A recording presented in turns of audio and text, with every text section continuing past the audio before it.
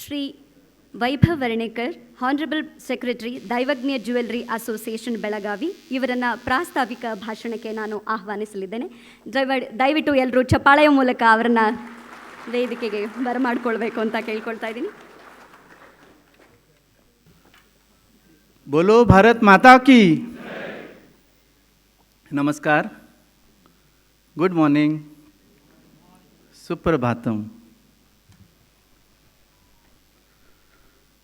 आज इस iconic venue में सुवर्ण सौदा में हम सब सुवर्णकार लगभग 30 गांवों से मिलकर इधर इकट्ठा हुए हैं। इसकी चेतना, इसका बीज, इस समारोह का जो मेन मूल है वो है हमारे ऑनरेबल डीसी साहब। Sometimes we fall short of words to express our emotions, to express our love, to express our gratitude. I am really short of words. So I'd like to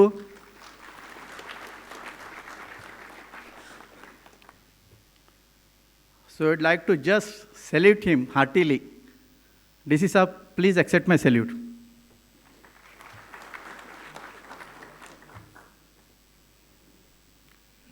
Gem of a person. He needs to understand what love, what respect he is having in everybody's hearts. So I request everyone to please stand up and give a big round of applause so that he should realize what love, what respect, what value he deserves in our hearts.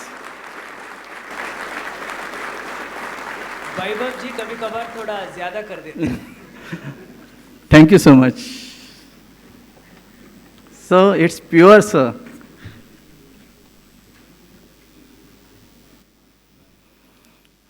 I am blank.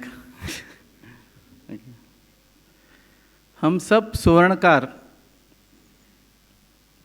पीढ़ी दर पीढ़ी, almost Ramayan Mahabharat से पहले से इस business को generation to generation चलाते आ रहे हैं। एक कॉटेज टाइप इंडस्ट्री में के रूप में इतने साल तक चलता आया है। हमने कई बार काफ़ी सारे चैलेंजेस हमने देखे हैं, जैसे कि एक्साइज एक्ट, जैसे कि गोल्ड कंट्रोल एक्ट, जैसे कि कोरोना के time we have successfully passed out all those challenges and came back to our traditional jewellery business. Now, in these few years, about 15 years, since 15 years, we have seen another dimension of entry in this market. All these years, it was a traditional family business. Now, with the entry of corporates, the dimension has changed. आपको मालूम है, जिस रफ्तार से corporates अपनी market share को बढ़ा रहे हैं, जिस रफ्तार से वो प्रोफेशनली एकदम हाई डिलीजेंस, अच्छी मार्केटिंग और बेटर रीच से लोगों का विश्वास अपनी तरफ आकर्षित करके हमारा जो बिज़नेस था उसमें वो अपना कब्ज़ा कर रहे हैं. अगर इस वक्त हम सब अनऑर्गेनाइज्ड ज्वेलर्स संगठित ना हुए, उनके जैसे हम अपने प्रोफेशनलिज्म, अपने मार्केटिंग, अपने स्टॉक, अपने कंप्लायंस में हम उनके जैसे बेहतर ना हुए, तो जो गैप हमारे और कॉरपोरेट के बीच में है वो बढ़ता जाएगा. और बहुत जल्द ऐसे वक्त आ सकता है, हमें डर है कि हम बहुत कम मार्केट शेयर में हम संचलित हो जाए और हमारी नेक्स्ट जनरेशन, नेक्स्ट पीढ़ी है, उनके लिए हम जस्टिस ना करें. तब तक हमारे लिए सिर्फ रिपेयर का काम और कुछ क्रेडिट उधारी का बिजनेस रहा तो हमारे पास कस्टमर आ सकते हैं.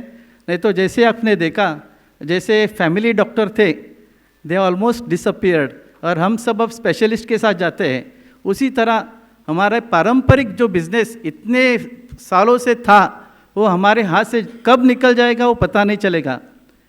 इस सम्मेलन का उद्देश्य इसी के बारे में हमें चिंतन करने के लिए, इसी के बारे में हमें मंथन करने के लिए हम सब अनऑर्गेनाइज्ड ज्वेलर्स संगठित होके अपने आप हमारे बीच में कंपटीशन ना करते हुए हमारा स्तर ऊपर करके कॉरपोरेट्स के साथ हमको कंपटीशन करना है, वो एक मानसिकता हमको लाने के लिए हम इधर सब इकट्ठे हुए हैं। इसके बारे में ज़्यादा हमारे प्रेसिडेंट जीजेसी के प्रेसिडेंट जी वो आपको संबोधित करेंगे। उसी तरह हम सब आर्टिजन्स, कारागिर, गोल्डस्मिथ, अर्कसाली सालों से अपने टूल्स की मदद से जो हैंडक्राफ्टेड ज्वेलरी बनाते थे, उसमें एक हमारा कौशल था, हमारा एक आर्ट था, which is branded with our culture, which is branded with our traditions. उसको भी एक बहुत बड़ी चुनौती आ रही है। आजकल आप देख रहे हैं जिस रफ्तार से बड़े बड़े ज्वेलरी मैन्युफैक्चरिंग फैक्ट्रीज बन रहे हैं, जहाँ पे करोड़ों रुपए का मशीन्स रहते हैं और जो हैंडक्राफ्टेड ज्वेलरी रहते हैं उसके तुलना में बहुत लाइट वेट में और बहुत कम वेस्टेज में वो बनती है। जो कला, जो हुनर हम हैंडक्राफ्टेड ज्वेलरी बनाते हैं, वो चीज़ कम वेस्टेज में, कम वजन में गिराहकों को मिलती है, लेकिन वो हैंडक्राफ्टेड नहीं रहती, उसमें वो जो कला प्यार रहता है वो नहीं रहता, बाकी सब रहता है। अगर हम हमारे आर्टिस्ट, हमारे आर्टिजन्स, हमारे गोल्डस्मिथ्स को मशीनों की एक सहूलत देंगे तो आगे जाकर ये हैंडक्राफ्टेड ज्वेलरी हमारी बच जाएगा। नहीं तो जिस तरह सोने का रेट बढ़ रहा है, सिर्फ एक साल में आपने देखा मोर देन डबल सोने का रेट हो गया है। उसी तरह रेट के साथ वेस्टेज का भी वैल्यू बढ़ जाता है। और जब हैंडक्राफ्टेड ज्वेलरी एक वज़न में आती है, वही जब मशीन से वो बन जाती है तो वो लाइट वेट में बन जाती है। तो अगर इस वक्त हम कुछ सोच के कुछ स्टेप्स ना ले तो आगे जाके जो हमारे गोल्डस्मिथ्स है, जो अर्कसाली है, उनके लिए कुछ रास्ता नहीं बचेगा। They will be out of the market very silently. So I would like to request our district administration, I would like to request our government to please come with us, sit with us, discuss our problems. If you find it fair, please help us. We are very fair in putting our suggestions and requests. We feel that there is a need of cluster, जहाँ पे government हमें grant देंगे और we as responsible goldsmith will take the responsibility that we provide high-tech machineries under one roof, जिससे कि हमारे जो कारागिर है, गोल्डस्मिथ्स है, उनको अपना काम जो हैंडक्राफ्टेड रहता है उसका फिनिश अच्छा बन सके, उसका वज़न अच्छा कम हो सके, और जो हाथ से बनता है और जब मशीन से बनता है उसका वेस्टेज भी कम आएगा। उसी तरह ऑलमोस्ट 1 to 2% वेस्टेज उधर बच जाएगा। इससे क्या होगा, जब हम कस्टमर्स के पास जाएंगे तो हैंडक्राफ्टेड ज्वेलरी ज़रा अफोर्डेबल होगा। अगर वो अफोर्डेबल नहीं होगा, उनके मन में कितना भी लेने की चाह हो, but they will just go to the second option because sometimes we have to check our budget, check our pockets.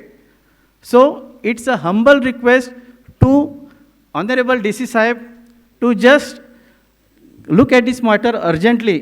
Otherwise सिर्फ बेलगाम में 5,000 से ज़्यादा वर्कर्स है, ऑल ओवर डिस्ट्रिक्ट्स में हज़ारों की संख्या में वर्कर्स है। अगर हम अब कुछ नहीं करेंगे, very soon this sector of our art, this sector of our culture will be disappearing and it will be going to a slow death. So I request our Honorable DC Sahib to consider our request and please do the best for us. That would be the biggest thing for us. तीसरा, हमारे सोनार भाई jewellers, उनके ऊपर हमेशा एक लटकती तलवार रहती है। सेक्शन 411 एंड 412 ऑफ आईपीसी जो अभी BNS सेक्शन 317 हो गया है, जहाँ पे जब स्टोलन ज्वेलरी का केस होता है, जहाँ पे पुलिस ज्वेलर्स को एक्यूज्ड करते हैं, तो ज्वेलर्स के पास बहुत कम रास्ता है अपना बचाव करने के लिए। इसी संदर्भ में महाराष्ट्र के गवर्नमेंट ने रिसेंटली एक अधिनियम किया है, standard guidelines for the police to be followed during this cases. उन्होंने एक विजिलेंस कमेटी किया है। हम आज इस मंच से रिक्वेस्ट करते हैं कर्नाटक सरकार को, जो अधिनियम, जो गाइडलाइंस महाराष्ट्र सरकार ने की है, उसे नहीं तो उससे ज़्यादा बेहतर ज्वेलर्स के लिए, कर्नाटका के लिए किए।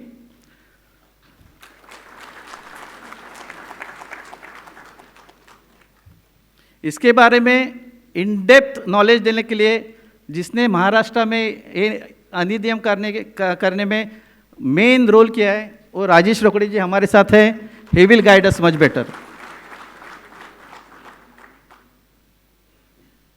आज आप सब लोग दैवज्ञ ज्वेलरी एसोसिएशन के इस आमंत्रण को मानकर इधर आए हैं। एक ऐतिहासिक डे है हम सब सोनारंग के लिए, ज्वेलर्स के लिए। We should go back with some positive mindset. We have to think about solutions. We need not discuss problems every time. So here we are to discuss solutions. And now, Daivajna Jewelry Association is glad to present before you all the big national leaders of jewelry industry, Shri Rajesh Rokde ji, Shri Avinash Gupta ji, और श्रीकांत करी जी। वो भी हमारे जैसे ही unorganised simple jewellers थे, लेकिन उन्होंने अपना स्तर कॉरपोरेट के लेवल में बढ़ाया है। They are working much better than corporates because they are having that DNA of jewellers.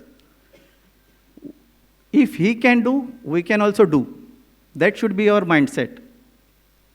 आज हम जब इधर से वापस जाएंगे, जो कुछ हताश जो मेंटेलिटी हमारा जो है, वो हम इधर रख के जाएंगे, और विथ अ पॉजिटिव वाइब्स।